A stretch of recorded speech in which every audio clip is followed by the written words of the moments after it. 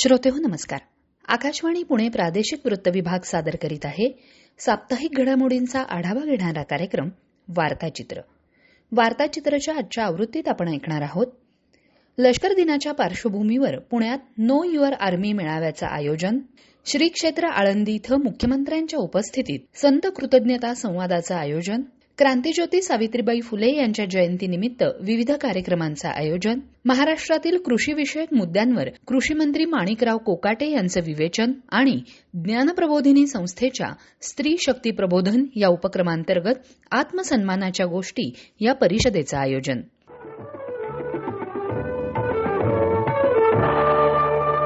पुण्यात 15 जानेवारी रोजी साजऱ्या होणाऱ्या लष्कर दिनाच्या पार्श्वभूमीवर नो युअर आर्मी मेळाव्याचं आयोजन करण्यात आलं होतं. या कार्यक्रमाचं उद्घाटन मुख्यमंत्री देवेंद्र फडणवीस यांच्या हस्ते करण्यात आलं. भारतीय सेना ही जगातील सर्वोत्तम सेनांपैकी एक सेना आहे. कोणत्याही प्रकारचा हल्ला सेना परतवून लावू शकते असा विश्वास मुख्यमंत्र्यांनी या सोहळ्यात व्यक्त केला. 15 जानेवारी 1949 रोजी फील्ड मार्शल के.एम. करियप्पा यांनी भारतीय लष्कराची सूत्र ब्रिटिश जनरल रॉय बूचर यांच्याकडून स्वीकारली होती. तो दिवस भारतीय लष्कर दिन म्हणून साजरा केला जातो. यावर्षी भारतीय लष्कर दिनानिमित्त होणाऱ्या भव्य संचलन सोहळ्याचं यजमानपद पुण्याला देण्यात आलं असून पुण्यातील बॉम्बे इंजिनिअरिंग ग्रुपच्या मैदानावर हा संचलन सोहळा होणार आहे. या पार्श्वभूमीवर पुण्यात आयोजित नो युअर आर्मी या प्रदर्शनात भारतीय लष्कराची सक्षमता दर्शवण्यात आली होती. त्यामध्ये भारतीय लष्करात वापरली जाणारी भारतीय बनावटीची अत्याधुनिक उपकरणं, धनुष आणि बोफोर्स तोफा, रशियन बनावटीचा T-90 रणगाडा, चिलखती वाहनं, आकाश क्षेपणास्त्र, विविध प्रकारचे ड्रोन आदी शस्त्रसामग्री प्रदर्शनात ठेवण्यात आली होती. या मेळाव्याला नागरिकांचा उत्स्फूर्त प्रतिसाद मिळाला.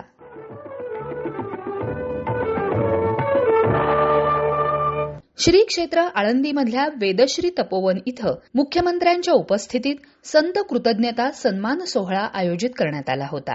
यावेळी मुख्यमंत्र्यांनी संत, धर्माचार्य आणि कीर्तनकारांचे आशीर्वाद घेतले. यावेळी विधान परिषदेचे सभापती प्राध्यापक राम शिंदे, आचार्य स्वामी गोविंद देवगिरी महाराज यांच्यासह राजकीय आणि आध्यात्मिक क्षेत्रातील अनेक मान्यवर उपस्थित होते. यावेळी बोलताना मुख्यमंत्री देवेंद्र फडणवीस म्हणाले, आपल्या सगळ्यांना कल्पना आहे की जगातली सर्वात जुनी सभ्यता ही आपली भारतीय सभ्यता आहे. ज्या सभ्यता जुन्या सांगितल्या जातात त्या संपल्या, पण त्या संपलेल्या सभ्यतांचंही वय 3000, 4000, 5000 वर्षापेक्षा जास्त नाही.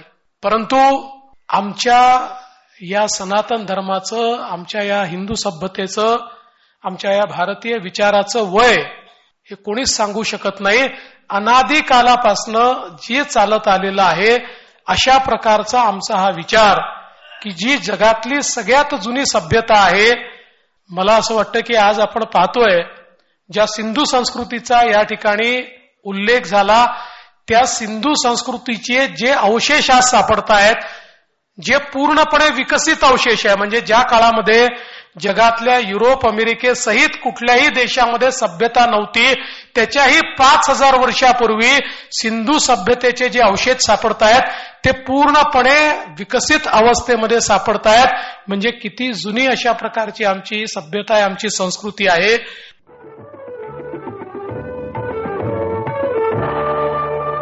देशात स्त्री शिक्षणाचा पाया रचणाऱ्या क्रांतीज्योती सावित्रीबाई फुले यांच्या जयंतीनिमित्त पुणे आणि परिसरात विविध कार्यक्रमांचं आयोजन करण्यात आलं होतं. चिंचवड इथल्या महात्मा ज्योतिबा फुले मंडळाच्या वतीनं विविध क्षेत्रात उल्लेखनीय कार्य करणाऱ्या महिलांचा क्रांतीज्योती सावित्रीबाई फुले पुरस्कार देऊन सन्मान करण्यात आला.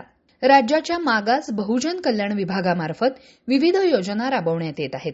त्यामध्ये ज्ञानज्योती सावित्रीबाई फुले आधार योजना सुरू असून या योजनेअंतर्गत राज्यातील 21,600 विद्यार्थ्यांना त्याचा लाभ मिळणार आहे, अशी माहिती मागास बहुजन कल्याण विकास, दुग्ध विकास, अपारंपरिक ऊर्जा मंत्री अतुल सावे यांनी कार्यक्रमात दिली. महात्मा ज्योतिबा फुले मंडळाच्या कार्याविषयी बोलताना अतुल सावे म्हणाले, या ठिकाणी आज महात्मा ज्योतिबा फुले महामंडळाच्या वतीने हा दरवर्षी वेगळ्या क्षेत्रामध्ये उत्कृष्ट असं काम केलेल्या त्यांचा मान सन्मान केला पाहिजे, त्यांचा सत्कार केला पाहिजे. ही खरी गोष्ट आणि ती तुम्ही करता हे तुमचं खरोखर मी अभिनंदन करतो. त्याने चांगलं काम केल्याने दुसऱ्यांना ती प्रेरणा मिळते की यस मी पण असं काहीतरी काम केलं पाहिजे. जर शाळेत विद्यार्थी असतो त्याला चांगले मार्क मिळतात तो दुसरा विद्यार्थी विचार करतो मी पण चांगलं काम केलं पाहिजे, मी पण चांगला अभ्यास केला पाहिजे. तसंच समाजामध्ये असे अनेक लोक असतात त्याची इच्छा असते की मी पण काही काम केलं पाहिजे. आणि या पुरस्काराच्या माध्यमातून हा खरोखर मानाचा पुरस्कार आहे, कारण की तुम्ही समाजामध्ये चांगलं काम केलं आणि म्हणून तुम्हाला हा पुरस्कार दिला जातो.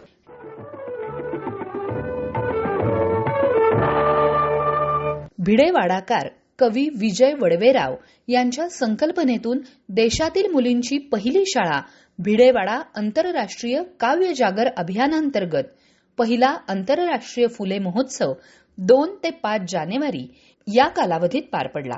महाराष्ट्रासह देशाविदेशातून 600 कवी, साहित्यिक, विचारवंत, कलाकार यामध्ये सहभागी झाले होते. काव्य महोत्सव भिडेवाडा या विषयावर मराठी गझल मुशायरा, एकपात्री प्रयोग, शालेय विद्यार्थ्यांच्या नाट्यछटा, एकांकिका, सांगीतिक पोवाडे, महिला सक्षमीकरणासाठी लाठीकाठी, दाणपट्टा प्रात्यक्षिक अशा विविध कार्यक्रमांनी हा महोत्सव साजरा झाला. भिडेवाडाकार कवी विजय वडवेराव यांनी या महोत्सवाची संकल्पना मांडली.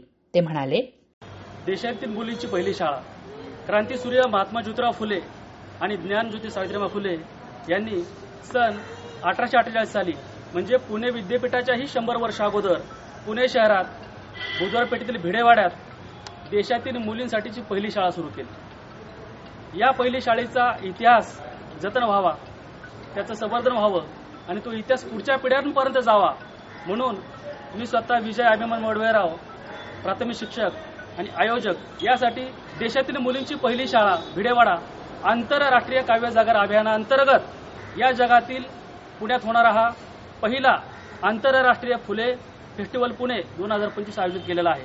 देशातील मुलींची पहिली शाळा जिथे क्रांतीज्योती आणि ज्ञानज्योतीचे पदस्पर्श झाले आणि तो एक स्त्री शिक्षणाचा केंद्रबिंदू, स्त्री मुक्ती चळवळीचा केंद्रबिंदू पायाचित रोवला गेला. तो भिडेवाडा लोकांच्या स्मरणात राहावा, त्याच्या आठवणी जतन व्हाव्या आणि पुढच्या पिढ्यांपर्यंत जाव्यात म्हणून आपण हा आंतरराष्ट्रीय फुले फेस्टिवलचा घाट घातलेला आहे. मग फुले फेस्टिवल म्हणजे काय? लोकांनी लोकांच्या प्रबोधनासाठी लोकांच्या योगदानातून सुरू केलेला लोककाव्य कला जागर महोत्सव म्हणजे फुले फेस्टिवल. या महोत्सवाचं मुख्य आकर्षण होतं कवी संमेलन. या कवी संमेलनात सादर झालेली ही कविता. आज फुटली ती पाटी, आज फुटली ती पाटी, खडू ही तुटला, भिडेवाडा बोलला, वाटण याच माचीर माय चालली, रक्ताची धार लागली तिच्या कपाळाला, भिडेवाडा बोलला, शिव्याच सदा आला माईच्या नशिबी, पदरात तिनं झेलल्या थांबली न तरी ती, ये शेणाचा वास नऊवारी साडेला, भिडेवाडा बोलला, हळहळत माय बापान आधार तो दिला, रडू नकोस सावित्री ज्योतिबा बोलला, तिच्या आसवांचा थेंब माझ्या हृदयी सांडला, भिडेवाडा बोलला, पोरींनो तुमच्यासाठी खुलं केलं शिक्षण, खाऊन यार कष्ट माझ्या माय बापानं, कृतज्ञ होऊ नका विसरू उपकाराला, मी बोलताच त्यानं हंबरडा फोडला,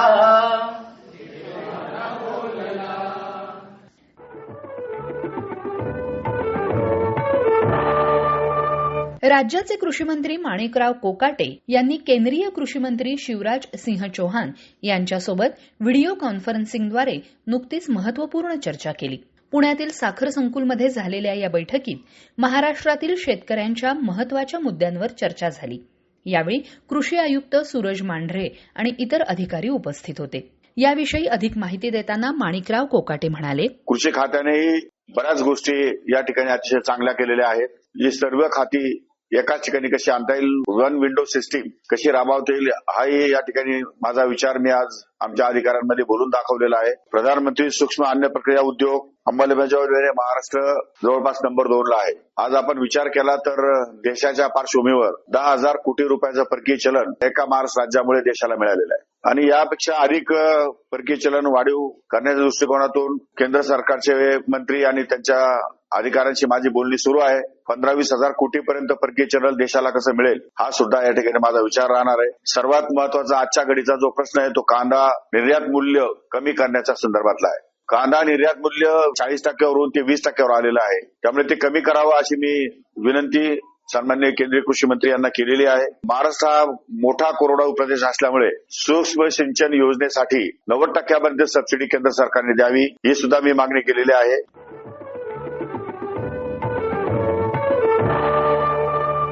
पुण्यातील ज्ञानप्रबोधिनी संस्थेच्या स्त्री शक्ती प्रबोधन या उपक्रमांतर्गत पुणे जिल्ह्यातील ग्रामीण भागात सुरू असलेल्या बचत गट कामाच्या त्रिदशकपूर्ती निमित्तानं नुकतंच पुण्यात आत्मसन्मानाच्या गोष्टी या परिषदेचं आयोजन करण्यात आलं होतं. पुणे जिल्ह्यातील सर्वात मागासलेला तालुका म्हणून त्यावेळी प्रसिद्ध असलेल्या वेल्हे तालुक्यातील 80हून अधिक गावांमध्ये गेली 30 वर्ष बचत गटांच्या माध्यमातून हे काम सुरू आहे. बचत गट, स्वयंरोजगार, सहली तसंच अभ्यास दौरे आणि हिरकणी प्रकल्प हे त्याचे सध्याचे मुख्य आयाम. यामध्ये सहभागी असलेल्या ग्रामीण महिलांच्या विकास प्रक्रियेतील प्रभावी उपक्रमांचं दृकश्राव्य सादरीकरण आणि त्यांच्याशी थेट संवाद या परिषदेच्या माध्यमातून साधला गेला. नेमक्या काय होत्या या आत्मसन्मानाच्या गोष्टी? ऐकूया आमच्या प्रतिनिधी स्वाती महाळंक यांच्याकडून. महिला कुठल्याही सामाजिक आर्थिक स्तरातली असो, जातीधर्मातली असो, पण आत्मसन्मान ही गोष्ट तिच्यामध्ये जागृत झालेली असतेच असं नाही. अनेकदा तिला त्यासाठी संघर्षही करावा लागतो. मात्र ग्रामीण भागात राहूनही आपल्या जीवनात आमूलाग्र परिवर्तन घडवून आणणाऱ्या हजारो महिलांमध्ये ही आत्मसन्मानाची जाणीव नुसती जागीच झाली आहे असं नाही, तर ती त्यांच्यामध्ये धगधगते आहे याचं जितजागतं प्रत्यंतर मिळालं ते आत्मसन्मानाची गोष्ट या परिषदेमध्ये. मेळाव्याला जाण्याचा निर्णय माझा मी आता घेऊ शकते आणि एक व्यक्ती म्हणून आनंद साजरा करायचा अधिकार मला आहे, हे अभिमान भरलेल्या डोळ्यांनी सांगणाऱ्या तिच्यामध्ये निर्माण झालेली जाणीव म्हणजेच तिचा जागृत झालेला आत्मसन्मान. पूर्वी सासू सासरे नवरा मुलं एवढंच जग होतं.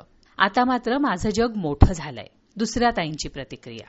बँकेकडून न मिळणारं कर्ज गटामधून मिळालं आणि घरातली माझी किंमत वाढली. आता माझ्याकडे सगळे सन्मानाने बघतात.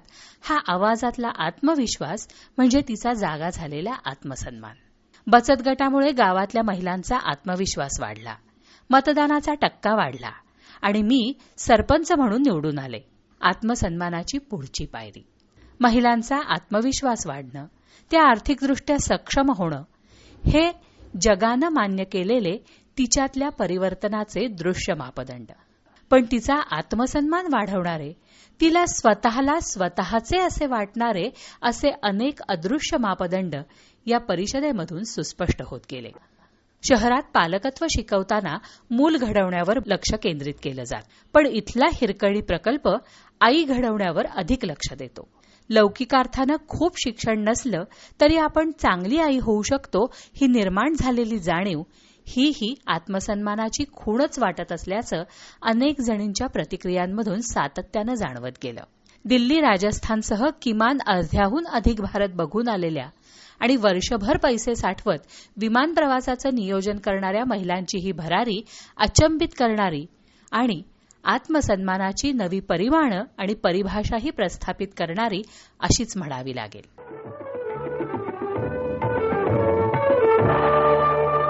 तर श्रोतेहो, हे होतं आजचं वार्ताचित्र. संपादन केलं होतं माधवी कुलकर्णी यांनी. संकलन होतं सीमा चोरडिया, भूषण राजगुरू, श्रद्धा वारडे आणि स्वाती महाळंक यांचं. तंत्रसहाय्य आणि निवेदन पूजा दीक्षित.